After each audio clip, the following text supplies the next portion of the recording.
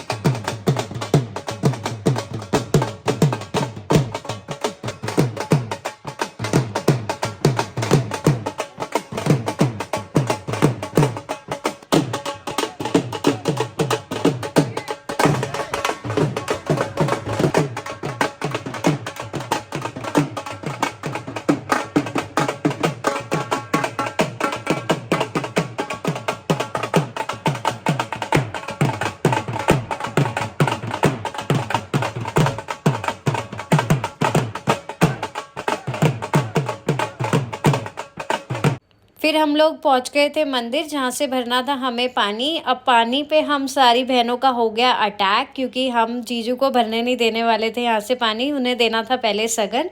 तो यहाँ पे जीजू कन्विंस कर रहे थे अरे जितने मिले हैं सही है, नहीं तो मामी जी को उससे डबल करके देना पड़ेगा।